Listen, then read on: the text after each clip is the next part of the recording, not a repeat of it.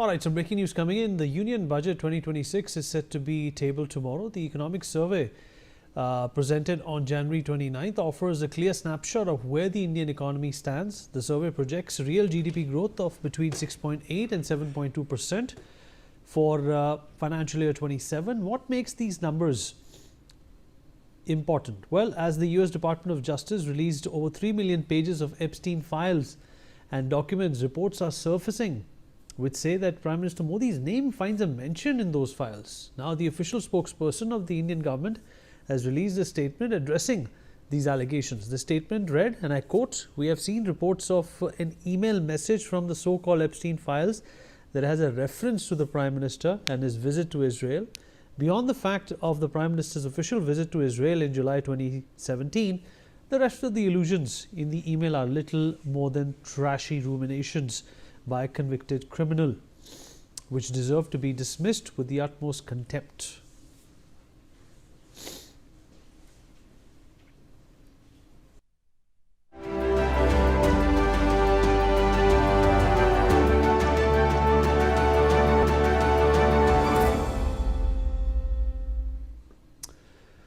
All right, well, the Union Budget 2026 is set to be tabled tomorrow. The economic survey presented on the 29th of January offers a clear snapshot of where the Indian economy stands. The survey projects real GDP growth of between 6.8 and 7.2% for FY27. What makes these numbers stand out is that they come despite global headwinds, including Trump-era tariffs and heightened trade uncertainty. So, is India doing fine despite tariff pressures is the big question. The data suggests yes. With strategic adjustments underway, the economic survey notes that Indian exporters are gradually reducing their dependence on the US market. Data from April to November of financial year 26 shows a clear shift towards the Middle East, Europe, Africa and select Asian economies. Free trade agreements are now beginning to kick in, helping open new markets and soften the impact of protectionist measures elsewhere. This realignment is clearly visible in sectoral data as well. Exports of gems and jewelry to the US fell sharply by 44.3%, almost half. At the same time, shipments to the UAE and Hong Kong have surged, together accounting for nearly 53% of total exports, a strong signal of export diversification. On the domestic front, policy support has provided a cushion. Income tax relief and GST cuts have helped boost consumption, supporting demand even as global conditions remain uncertain. And India's macroeconomic buffers remain strong. Foreign exchange reserves have touched a record high of $709 billion. And the big picture is this. Despite tariff pressures and global trade risks, India's economy is holding steady and strong. Backed by growth, FTA is opening new doors every now and then, tax relief supporting demand, and record forex reserves ahead of budget 2026. We'll talk about this with our guest tonight.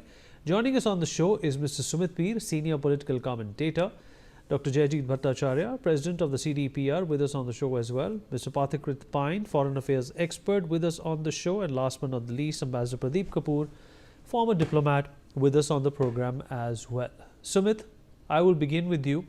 Well, there is a concept of deduction in psychology, which is called the concept of a glass being half full or a glass being half empty. Well, for Donald Trump, I guess the glass was always half full, and that's why he made these changes. But for India, the half glass that was empty has turned out to be an opportunity to fill it up with other areas and geopolitical realities which are going to take the economy to the next level. We are poised to grow. We are poised to, in fact, take the world along with us. India has always batted for the underprivileged, including the global south. How do you think the next year is going to pan out in terms of India showing the way to the world? Well, if it's not option A, India always has an option B. We are backed by this mammoth, this gargantuan consumption in our country. Vinny, thank you very much for having me on your show, and a very beautiful way to put the question and how you have drawn the parallels.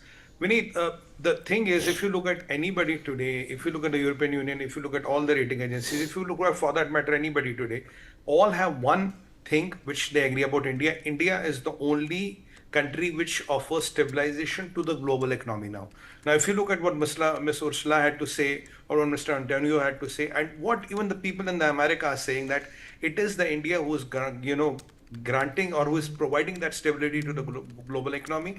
India is the fastest growing big economy, again continuous in a row. We are looking at Canada, who has grown at last year at 0.6%.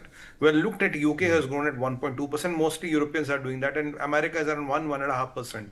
Now you were last year talking of a growth of, calendar year, we're talking of a growth of 7 to 8%. Now still next year we're talking of a growth of around 7 to 7.2%. Our foreign exchange reserves are intact. Our FTAs are happening. You have a FTA with European Union, possibly you're going to have America, you're going to have Canada, and you have 14 more people who are knocking your doors for their FTAs. I mean, if you look at the inflation, 1.7% on average. If you look at the tax basket is going to go, will go up by 20%, 12%, right? And then if you look at the overall revenues of the government, they are going up. If you look at the GST collection, 1.4 lakh crores on average, and you are maintaining it. So broadly, if you do a parameter check of the macro parameters of the Indian economy, inflation, jobs created, and again, 15 by 15% every year you are increasing the spend on the infrastructure, right? And again, these infrastructure-led projects created 6 million direct jobs. So if you look at the overall picture, the country is doing fine. The inflation is under control. The demand is surging. We are able to produce more. Our CPI, our CPM, those indexes are doing fine. Our foreign exchange reserves are growing. We are exporting more, and we have been hardly impacted by the US tariffs overall as a country. Some sectors, though, are impacted. We have been able to diversify our exports. We have been able to go to the markets which were untapped before. And with that, the acceptance of India as a global player is more and more increasing. Today, it is the world who wants India to be on their side. If I give you a comment, Vineet, you told about the half and the full glass. I'll give you another, something similar like that. Today, Bharat is like Sri Krishna. Whose our side the Sri Krishna is, that side is going to win. It doesn't matter. Sri Krishna has taken a vow, he will not use even his Sudarshan Chakra once. He'll not carry any weapon. But even if you have the greatest of the greatest on the other side and you have Krishna with you, you're bound to win. That is what exactly the role of Bharat is. And Bharat has been very consistent. Bharat doesn't get provoked. Bharat doesn't get into that rhetorical business. Our ministers don't talk like Lutnik and Besant. We are very focused. And when we were talking this deal with Europe, when we were doing this deal with Europe, at the parallel, we were also having our channels on with the Americans. Now, who is running pillar and post to get the deal in is the American ambassador today. Who is meeting Jai Shankar, then they are meeting Mr. Piyush Goyal, then they are getting a bipartisan delegation here. It's the Americans. So today, if you see, Bharat is at a position where Bharat is not only offering stability to its economy, and now with the European economy, with the European FTA to Europe, but overall at a global level with the economical parameters which are grow fast, which are resilient. And by the way, our foreign debt has reduced from 23% to 17%. And we have a neighbor called China, whose cumulative debt is now assumed to be $70 trillion, which is approximately one third of the global debt, somewhere around that, because $315 trillion is the total global debt. So if you look at all those parameters, and if you look about the population growth, everything is pretty much steady. You control around 40% of the global food supplies. And there are around 20 sectors in which you are number 4 or number 3 in the world as on date, and still you will grow at 6.8 to 7.2%. Now, if you want me to put in 2-3 minutes, this is what I can put, and this is what the outlook is. And name me one country, sir, with so much minuscule foreign debt and overall debt and growing at this rate, and these are the economical parameters, and this is the health of the economy. Sir, there is no other country except Bharat. You're quite right, and well put, Sumit. Dr. Bhattacharya, India is slated to grow in 26. The average by a number of forums throughout the world is around 6.5%. China comes close if you do a consensus at 4.10. The United States at 1.8, and the United Kingdom at 1.5. France and Germany hovering somewhere close to 1.2. If you combine China and the United States, it still doesn't topple the growth that India is projecting in the next 1 year. Obviously, we will have our own path. We will have our own trajectory if things do not work out. with the Americans. So the question here is, Dr. Bhattacharya, what if there is no FTA with the United States? Is that good for us or better for us? No, more FTAs the better. Because if you see the kind and quality of FTAs being signed now, they're much better in quality. And the reason I'm mentioning this is that people look at the FTAs signed with Japan, Korea, and ASEAN, which were the three FTAs which were kind of the millstone around the Indian industry, because they were not framed properly, and therefore any data emanating from it and saying that FTAs are not good for India are really not the correct data, because these FTAs were hurriedly created and not really thought through. The new set of FTAs that are coming up with New Zealand, with EU, with EFTA, and so on, are brilliant FTAs. In fact, the FTA with EFTA region, which comprises Switzerland and others, actually has a very innovative investment component. There's $100 billion that EFTA will invest into India in the next 10 years, which is frankly quite unprecedented. So if you're able to crack one more deal with US, then why not? Now look at it from this perspective, that in spite of losing about $40 billion of trade with US, I mean, we managed to get the balance $20 billion saved, but about $40 billion is what we took a hit on. In spite of that, our total exports is still pretty much same and growing, which means that if we are able to get US back on the table, then the kind of growth we will have will be astonishing, will be explosive, because that's the additional jam that we'll get on the cake. So this would be fantastic if we are able to get that deal in. If not, we are still doing very well. The loser in this equation will not be India in that sense. It will be the United States for multiple reasons. The inflation that the American people will face because of this deal not coming through will be quite significant. Also, geopolitically, as Sumit Peer mentioned, the world is splitting into two kinds of economy, the American and the non-American. Earlier, during the Cold War era, it was a Western economy and the communist economy. Now it's splitting into the American and non-American. And clearly, the European-India trade relationship is the pivot for this non-European economy that's shaping up as we move forward. So it's in US's interest that they quickly form this deal. If that deal happens, again, it's great for India. If not, we are still doing pretty fine. Ambassador Kapoor, how are you looking at this for the Americans? The word in the echelons of DC is that Donald Trump is quite worried about the FTA that India has signed with the European Union. In fact, his close confidants have told him that it's the Americans who will have to come to the table with India, and not vice versa. And of course, the economic survey and our growth trajectory is a testament to the confidence that we have shown while dealing with the Americans. We have not relented to their demands. Thank you, Vineet. Well, in the sense that the tables have not turned completely, and it is moving towards a positive perspective for India and India's standing vis-a-vis USA in particular, because the economy here is definitely taking a hit. And our signing with the EU, for example, and then having discussions with Canada, having signed with UK earlier, having signed with other countries, is something which is of concern to them. They are now trying to up their ante and see how they can also come to some sort of an agreement with India. So it's bound to happen sooner rather than later, which was not the case earlier. So it will be good for both the sides.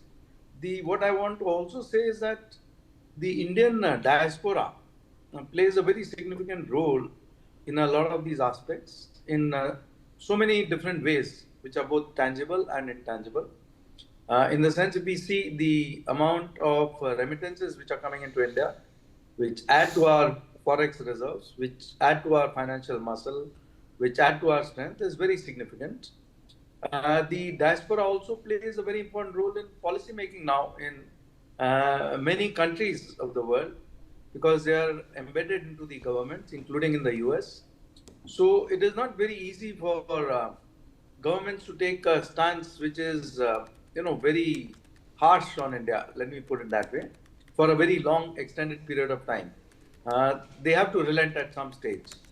So that stage is coming in the US also, because other realities also hitting them hard in the face, in the sense that vis-a-vis India, as one of the earlier panelists, Sumit Peer, very nicely pointed out, there is bipartisan support for US-India relations on the Hill regularly.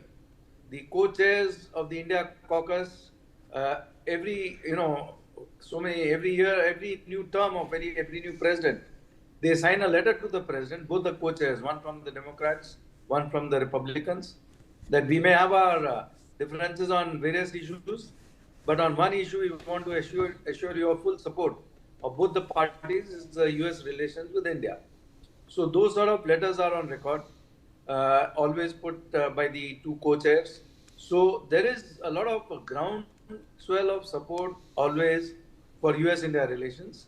At the leadership level, at the White House level, things go off track, as we have seen, and then they go in a very big hole for quite some time.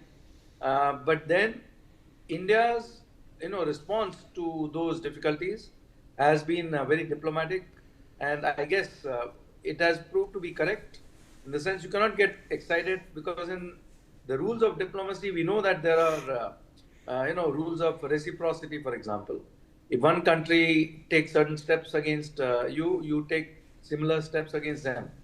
But India has been playing it very calmly for so many years now, in the sense when the relations went downhill, even with Biden, where they decided to, create a lot of difficulties for visas, for H-1B visas, for other visas, for tourist visas. The interview wait time increased from a few weeks to years, 1 year, 2 years, 3 years. At that stage also, when the Indians asked the government of India to put it as a reciprocal matter and stop issuing visas for Americans similarly, or delay them in to longer extended periods of years, the Indian government absolutely blankly refused. They said that visa is an internal matter, sovereign matter of every country. The US may have decided something in its own wisdom. We don't understand that, but we are not going to take reciprocal measures against the Americans for visas to India. So those sort of steps they have taken, which have shocked the Americans also in a way, because they thought that India would react to say, oh, we will put it as an agenda item for the Joint Commission meeting for our next interaction with the US. India just blankly refused. They said, we are not going to discuss this issue at all. It is for them to realize. Now, for the Americans to understand that H-1B is H-1B of today, but of tomorrow he's an American citizen. And already as an H-1B is contributing significantly. As a citizen, he's contributing even more in terms of taxes, in terms of legal compliances, in terms of growth of the economy here, in terms of job creation, in terms of every other way, highest levels of education, highest of every sort of achievement. So highest income paying, highest income earning. Yeah, you're right, sir, but the trends seem to be changing now, Pathakrit, isn't it? There are greener pastures now being explored by India and Indians as well. Let's also talk about economic output, Pathakrit. Ms. Gopinath also just a few days ago mentioned how India's economic output could be enhanced, could be proliferated, if certain environmental issues are done away with it. How are you looking at this budget as an opportunity to right some of these wrongs? No, but there are no wrongs. Where are the wrongs? There's no wrong. That can't be. That can't be true. No, that I'm can't be. telling Come you. on, let's not patronize our viewers. That can't be true. There are issues, Pathakrit. Come on. Let me speak. Right. When I said there are no wrongs, doesn't mean the country does not need any reform. When I said there are no wrongs, it means that it's a continuous process, and the last thing India needs is sermons from anybody from abroad that what India should do now, because there have been for the last 5 years, everybody from United States to the multilateral institutions and the kind of lectures they give, everybody. Okay. Because everybody had almost written an India's obituary when the COVID situation happened. Almost everybody was, willing to write the Indian story off. I know. I mean, most people may have forgotten the kind of editorials in the Western newspaper that used to come that time. And it was India's own journey against all odds and including the multilateral institutions and the Western countries, the kind of pressure they put on India so that India don't stop taking oil from Russia. India was alone in that path. And that's the reason I'm saying that there are no wrongs, because nobody else needs to tell India what it should do. Because when it went through the most difficult situation, when there were no vaccines, India had to go through the difficult journey of making its own vaccine and give it to 99 other countries when the Western world was not giving. And let me tell you, the Biden administration did not create the path better for us. We have our own challenges that has to be dealt with. There are multiple internal issues, policy issues that we have to deal with. But I think I think the global West must stop telling us what is good for us. You talk about the environmental issues. I mean, what kind of environmental issues? There are, the kind of structural reforms in a democracy in the last 10 years Prime Minister Modi brought in. The biggest challenge in a country like India, where there's so much of a fractured politics, is to stay in power. Staying in power and doing those kind of changes, from GST on a country for 1.5 billion people, or the kind of reforms in terms of Insolvency and Bankruptcy Code Act, or the kind of social reform that has been brought in, or the production-linked incentive, or the kind of tax reform that was brought in, whether it is direct tax or indirect tax, or the kind of reforms in the critical mineral policy research. These are commendable things. Yes, there are challenges. We do have administrative issues to deal with. We have bureaucratic issues to deal with. I'm not saying we don't have issues. But I think when you have too many challenges all across, the kind of neighborhood we have, and I'll tell you tomorrow when the budget comes out, there will be a 20% enhancement in the defense budget. There will be some people who will start crying that, oh no, we don't need it.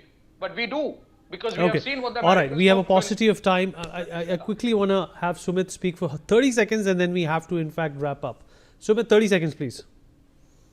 You did not do justice, Vineet. I didn't even get 3 minutes time. I know, we have a paucity of time. I apologize. Sumit? Vineet, the only point which I'm trying to make here is that India is the beacon of hope. India is doing everything right, and the people of India and the government of India is doing whatever we can do for good, not only for India, but the collective good of the world. That the world has to realize, and Americans doing FTA with us, Canadians doing FTA with us, another 15 people which are queuing up. It is in their supreme interest. They have to do this FTA to make their economies and to make the world economy stable. Nobody kind of, will not, we might have Donald Trump throwing tantrums and all, but at the end of the day, we know that he needs this FTA as much as we need it. And when we did the FTA with Europe, Vineet, one point I want to make. You know what is the worth of that FTA? It is valued at $27 trillion. And you know how much? Sumit, unfortunately, we have to wrap up. Appreciate your thoughts. We'll speak again tomorrow. We have the whole day to talk about the budget and some of these pointers. Thank you, everyone. All right. With that, let's